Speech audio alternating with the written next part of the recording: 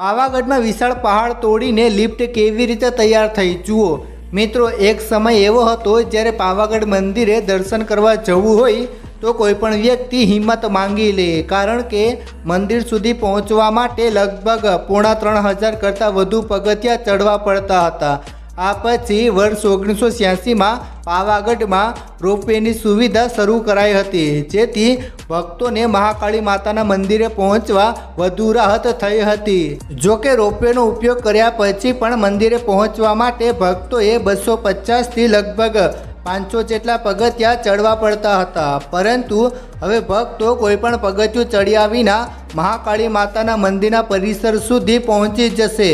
મિત્રો, તમે પણ જાણવા માગો છો ને કે પાવાગઢમાં પહાડ તોડીને લિફ્ટ કેવી રીતે બનાવવામાં આવી? તો ધ્યાનથી આ વિડીયો અંત સુધી જરૂર જુઓ। શરૂઆત કરીએ તે પહેલાં એક લાઈક જરૂર કરજો। મિત્રો, આગામી 6 મહિનામાં ભક્તો લિફ્ટની મદદથી સીધા જ મહાકાળી માતાના મંદિર સુધી પહોંચી જશે। પાવાગઢનું મહાકાળી માતાનું મંદિર ગુજરાતના પ્રસિદ્ધ યાત્રાધામ પૈકીમાંનું એક છે, જ્યાં અલગ અલગ તબક્કામાં નિર્માણ કાર્ય ચાલી રહ્યું છે। એના પહેલા પડાવ સ્વરૂપે મંદિરની આસપાસનો વિસ્તાર વધારવામાં આવ્યો હતો। હવે રોપવે નજીક પહાડ કાપીને 2 લિફ્ટ બનાવવામાં આવી રહી છે। પાવાગઢ આવતા દર્શનાર્થીઓમાંથી કેટલાક મોટી ઉંમરના તેમજ બાળકો પણ હોય છે, કેટલાકને શારીરિક તકલીફ પણ હોય છે। આવા ભક્તો સરળતાથી માતાજીના દર્શન કરી શકે તે માટે યાત્રાધામ વિકાસ બોર્ડે અહીં સુવિધાઓમાં વધારો કરવાનો નિર્ણય કર્યો છે, જેના અંતર્ગત હાલ પાવાગઢમાં લિફ્ટ બનાવવાનું કામકાજ ચાલી રહ્યું છે।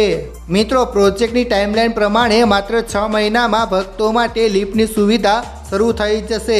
યાત્રાધામ બોર્ડે આ માટે સત્તાવાર રીતે સરકારની મંજૂરી પણ લીધી છે। સરકારની મંજૂરી મેળવ્યા બાદ 22 ફેબ્રુઆરી 2023ના રોજ લિફ્ટની કામગીરી શરૂ કરવામાં આવી હતી। મંદિરની બરાબર બાજુમાં ડુંગરનું ખોદકામ કરવામાં આવ્યું છે અને 2 લિફ્ટ બનાવવાની કામગીરી હવે અંતિમ તબક્કા સુધી પહોંચી ગઈ છે। પાવાગઢમાં મંદિરે પહોંચવા માટે લિફ્ટ બનીને તૈયાર થઈ ગયા બાદ શ્રદ્ધાળુઓને ખૂબ જ સરળતા રહેશે, કારણ કે રોપવે મારફતે અથવા પગપાળા દુધિયા તળાવ સુધી પહોંચ્યા બાદ થોડા જ અંતરે લિફ્ટ હશે। રોપવેમાંથી ઉતર્યા બાદ લિફ્ટ સુધી પહોંચવા માટે ફક્ત 3 મિનિટનો સમય લાગી શકે છે। મિત્રો, પાવાગઢમાં વિશાળ લિફ્ટો બની રહી છે, પરંતુ બીજી તરફ જોવામાં આવે તો તેનો ઉપયોગ કરવો ખતરનાક સાબિત થઈ શકે છે, કારણ કે લિફ્ટ ક્યારે બંધ થઈ જાય તેનું નક્કી નહીં। જી હા મિત્રો, તમે ઘણીવાર અધવચ્ચે લિફ્ટ બંધ થયાના કિસ્સાઓ સાંભળ્યા હશે, જેમાં લોકોના મોત પણ થઈ શકે છે, પરંતુ માતાજીની કૃપાથી આ લિફ્ટમાં આવું કંઈ ન થાય તો સારું। મિત્રો, તમે આ બાબતે શું કહેવા માંગો છો?